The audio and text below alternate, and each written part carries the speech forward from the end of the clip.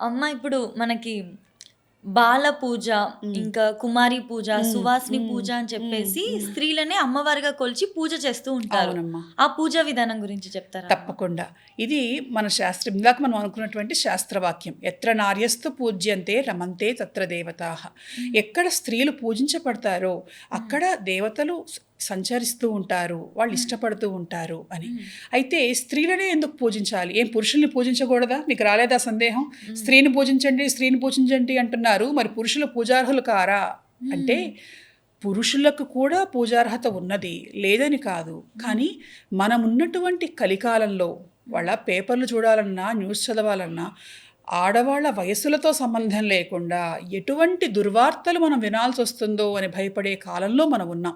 ఇటువంటి ఈ సందర్భం వస్తుందని గమనించి మన ఋషులు మనకి అందించినటువంటి సూత్రమే ఈ స్త్రీ పూజ. చిన్న పిల్ల, 2 ఏళ్ల పిల్ల, 3 ఏళ్ల పిల్ల గురించి కూడా మనం చదువుతున్నాం గదా అవును. వార్తలు. మీరు 2 ఏళ్ల నుంచి, 3 ఏళ్ల నుంచి గాదు, సంవత్సరం వయసు అమ్మాయి నుంచి ఆమెను దేవతగా భావించండి. ఆమెను పూజ చేయటం మొదలుపెట్టండి. అంటే బాల, చిన్న పిల్ల. మనకి దేవి భాగవతంలో అయితే 2 ఏళ్ల అమ్మాయి, సంవత్సరం అమ్మాయి, 2 ఏళ్ల అమ్మాయి, 3 ఏళ్ల అమ్మాయి దగ్గర నుంచి 9 ఏళ్ల అమ్మాయి వరకు బాల పూజగా మనం చేసేటువంటి ఆచారం కనిపిస్తూ ఉన్నది. వీళ్ళని మీరు దేవతగా భావించి మామూలు రోజుల్లో కాకపోయినా కనీసం నవరాత్రులలో అన్నా పూజ చేయండి. అద్భుతమైనటువంటి ఫలితాలు కలుగుతాయి. అలాగే వివాహం కావాల్సినటువంటి అమ్మాయిలను కన్యాకుమారిగా లేదా అమ్మవారు పరమేశ్వరి రూపంగా కన్యా పూజ చేయటము. అలాగే వివాహమైనటువంటి స్త్రీలకు సువాసిని పూజ చేయటము.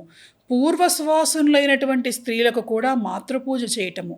అంటే స్త్రీని మీరు వివిధ దశలలో ఉన్నటువంటి స్త్రీలను మీరు పూజించటం గనక ప్రారంభిస్తే, ఏనాడైనా సరే పొరపాటున గనక మీకు చెడు ఆలోచన వస్తే, ఆ సమయంలో ఒక్కసారి ఈ పూజ చేసిన దృశ్యం గుర్తుకొస్తే, మీ మనస్సు మీ అదుపులోకొస్తుంది అనేటువంటి సూత్రం ప్రధానంగా ఇందులో మనకు కనిపిస్తూ ఉన్నది.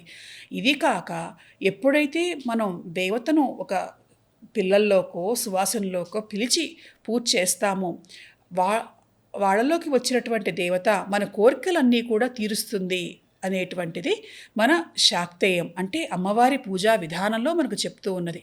చాలామంది ఇలాంటి సువాసినులను పూజించి తమ కోరికలను నెరవేర్చుకున్నటువంటి వాళ్ళు, బాలను పూజించి అంటే చిన్న పిల్లలను పూజించి తమ కోరికలను నెరవేర్చుకున్నటువంటి వాళ్ళు చాలామంది మనకి మన పురాణాల్లో అలాగే శాస్త్రాల్లో మనకు కనిపిస్తూ ఉన్నారు. అమ్మ నిజంగా కూడా మన పూర్వీకులు పెట్టిన ఈ పద్ధతులు, ట్రెడిషన్స్, కస్టమ్స్ వెనక వాళ్ళు ఇంతలా ఆలోచించి అవును. పెట్టారు అనంటే డెఫినెట్‌గా చాలా ఆశ్చర్యంగా, అద్భుతంగా అవును. అనిపిస్తుంది. అవును. ప్రతి స్టేజ్‌లో ఒక ఆడపిల్లని ఇంత అందంగా కొలవచ్చు, అమ్మవారి స్వరూపినిగా చూడొచ్చు అన్న వాళ్ళ ఆలోచన డెఫినెట్‌లీ చాలా గొప్పది కదమ్మా అవును అసలు. తల్లి. అవును. అది ఎలా ఉంటుందంటేనమ్మా, లలితాదేవి ఉంటుంది. హ్మ్. ఆమెకొక కూతురున్నది బాలాదేవి అని చిన్న పిల్ల. హ్మ్. అమ్మవారు యుద్ధాన్ని చేసేటువంటి సమయంలో ఈ అమ్మాయి వచ్చి, "అమ్మా నేను గూడా యుద్ధానికెళ్తానంటే" "నువ్వెందుకమ్మా వెళ్ళటం?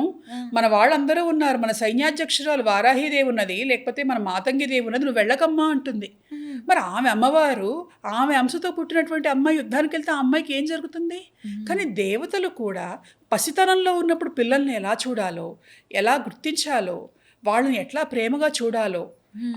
అలాంటి అనుబంధాలన్నీ వాళ్ళు కూడా చూపించారు. మనం మనకు ఆదర్శంగా ఉండటానికి. హ్మ్. కాబట్టి అలా చిన్న వయసు నుంచి మనం స్త్రీలను పూజించటం అనేటువంటిది స్వామి కార్యం, స్వకార్యం అంటారు చూడండి. హ్మ్.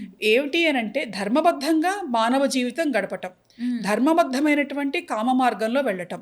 అధర్మబద్ధంగా స్త్రీల పట్ల చూడకుండా ఉండటం. హ్మ్. దాంతో పాటుగా ఈ పూజ వల్ల, పూజా ఫలితం వల్ల కావలసినటువంటి కోరికలు నెరవేర్చుకోవటం. ఇలా ఓకే. అన్నిటినీ కూడా ఆలోచించి ఈ మార్గాన్ని ప్రవేశపెట్టారు. అందుకే మనం నారీ నమోస్తుతే అనేటువంటి కార్యక్రమం ద్వారా వేలాది మంది మహిళలకు మనం సువాసిని పూజ చేయటం జరుగుతూ ఉన్నది. అంటే పూజ హ్మ్. చేయటం అంటే ఏదో వచ్చారు, బొట్టు పెట్టారు. మామూలుగా బజార్‌లో చాలా చోట్ల అమ్మవారికి పెట్టే చీరలని స్పెషల్ చీరలు అమ్ముతుంటారు. రూ. 100, రూ. 50 ఆ! అని. అవునవును. అది ఇక్కడ ఇక్కడ ఆ సిద్ధాంతాన్ని అంగీకరించం. హ్మ్.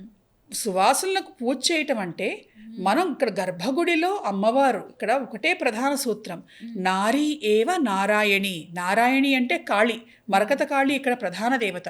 హ్మ్. ప్రతి స్త్రీని కూడా దైవంగా ఆరాధించటం, పూజించటం ఎలా అంటే, గర్భాలయంలో అమ్మవారిని ఎలా అయితే పూజిస్తున్నామో, అట్లనే ఇక్కడ కూడా ఆ స్త్రీమూర్తులకు అమ్మవారికి పూజ చేసేటువంటి పూజా విధానం, పూర్తి పూజా విధానంతో పూజ చేసి చక్కటి ఒక చీరను, రవిక గుడ్డను, సువంగళి ద్రవ్యాలను అన్నీ కూడా ఇవ్వటం అనేటువంటిది జరుగుతుంది.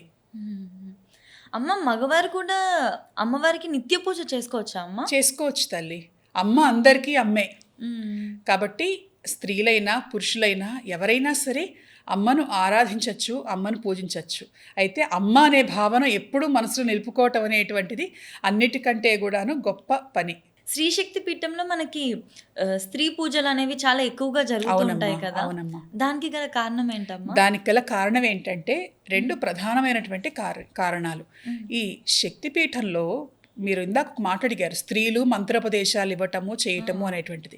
ఇక్కడ ప్రధానంగా జరిగేటువంటి కార్యక్రమాలన్నీ కూడా మహిళా ప్రాధాన్యత ఉన్నటువంటి కార్యక్రమాలు జరుగుతూ ఉంటాయి. మొదటిది ప్రధానమైన విషయం ఏంటంటే, ఇప్పుడు ఉదాహరణకు మీరే ఉన్నారు తల్లి, నేనున్నాను, మీకు ఏదైనా ఒక సమస్య, ఒక ఇబ్బంది వస్తే ఎలాంటి ఇన్హిబిషన్స్ లేకుండా ఫ్రీగా వచ్చి నాతో మాట్లాడచ్చు, అన్నీ చెప్పచ్చు. అదే పురుషులతో అయితే చెప్పటం కొంత కష్టం. పీఠాధిపతులుగా మగవాళ్ళు ఉన్నప్పుడు చాలామంది ఆడవాళ్ళు వెళ్ళి చెప్పడానికి ఇబ్బంది పడుతూ ఉంటారు, అది చెప్పే అవకాశం కూడా ఉండదు. ఇక్కడ నా దగ్గరికి వచ్చినప్పుడు కొన్ని వేల మంది మహిళలు వాళ్ళు పడుతున్నటువంటి కష్టాలు, ఇబ్బందులు, బాధలు ఎలాంటి భయము లేకుండా, ఎలాంటి ఇన్హిబిషన్స్ లేకుండా, ఎలాంటి సంకోచం లేకుండా నాకు చెప్పటం, చేయటం అనేటువంటిది ఎప్పుడూ జరుగుతూ ఉంటుంది. అంతేకాకుండా మన సనాతన ధర్మంలో, సంస్కృతిలో మహిళకున్నటువంటి స్థానం మహోన్నతమైనటువంటిది. ఇప్పుడు ప్రపంచంలో ఏ ఇతర సంస్కృతులలో, ఏ ఇతర మతాలలో లేనటువంటిది ఏమిటి అంటే స్త్రీని దేవతగా ఆరాధించటం, దేవతను స్త్రీ రూపంలో కొలవటం. మనకు శక్తి అంటే పురుషుడు, పరమేశ్వరుడు, విష్ణుమూర్తి, శివుడు మాత్రమే కాకుండా అమ్మవారుగా మనం భావిస్తున్నాం. అటువంటి సంప్రదాయం ఉన్నటువంటి మతాలలో మన మతమే అగ్రమతం. ఇతర ఏ మతాల్లోనూ మనకు కనిపించదు. రెండవది, అమ్మవారిని దేవతగా పూజించడంతో పాటుగా ప్రతి స్త్రీలోనూ కూడా దైవం ఉన్నది అని చెప్పేటువంటి మతం, ప్రతి స్త్రీని కూడా దేవతగా పూజించమని చెప్పేటువంటి మతం మన హిందూ మతం మాత్రమే. కాబట్టి మన మతాన్ని, మన ధర్మాన్ని ముందుకు తీసుకువెళ్ళటంలో మహిళల పాత్ర చాలా ప్రాధాన్యం చేకూరుస్తుంది. అంతేకాకుండా ప్రతి వ్యక్తికి తొలి గురువు తల్లి. ఇప్పుడు నేను చెప్పాను, మా అమ్మ నాకు చిన్నప్పుడు పురాణంలో ఉండేటువంటి కథలు చెప్పేది, రామాయణం చెప్పేది, భారతం చెప్పేది, భాగవతం చెప్పేది. అలా ప్రతి తల్లి కూడా తన పిల్లలకు గనక నేర్పటం మొదలైతే మన సంస్కృతి, మన ధర్మం తరతరాలుగా అలా నిలుస్తూ ఉంటుంది, ఎటువంటి ఇబ్బంది లేకుండా. అటువంటి మహిళలను కొన్ని వేల మందిని ఒక చోట కనుక మనం అసెంబుల్ చేసి ఈ పూజ కనుక చేస్తే పరమేశ్వరి అన్ని వేల రూపాల్లో వచ్చి అనుగ్రహిస్తుంది, అద్భుతమైనటువంటి ఫలితాలను ఇస్తున్నది. ఖచ్చితంగా ఒకప్పట్లాగా తల్లులందరూ కూడా వాళ్ళ పిల్లలకి మన పురాణాలు, ఈ కథలన్నీ చెప్పడం వల్ల రేపు ఫ్యూచర్లో మనం మంచి యువతని ఇవ్వగలుగుతాము, మంచి సమాజాన్ని కూడా ఏర్పరచగలుగుతాము. అవునమ్మా. అంటే చెడ్డవాళ్ళు అప్పుడు ఉన్నారు, ఇప్పుడు ఉన్నారు, ఎప్పుడూ ఉంటారు. అయితే మనం మన మంచితనంతో వాళ్ళని ఎలా గెలవచ్చు అని మనకు ప్రతి పురాణము చెప్తున్నది, ప్రతి శాస్త్రము చెప్తున్నది. అవి గనక నేర్పించగలిగితే వేరే మోటివేషన్ క్లాసులు అని చెప్పి వేరే ఏవి కూడా అవసరం ఏమీ లేవు. మన పూర్వకాలంలో, పూర్వయుగంలో అవే చెప్పి పెంచారు తల్లులు పిల్లల్ని. అవును. అదే విధంగా ఇప్పుడు కూడా తల్లి గనక తన పిల్లల్ని పెంచితే చాలా అద్భుతమైనటువంటి భావితరం, భవిష్యత్తు మన ధర్మాన్ని ముందుకు తీసుకొని వెళ్తుంది. ఖచ్చితంగా అమ్మ.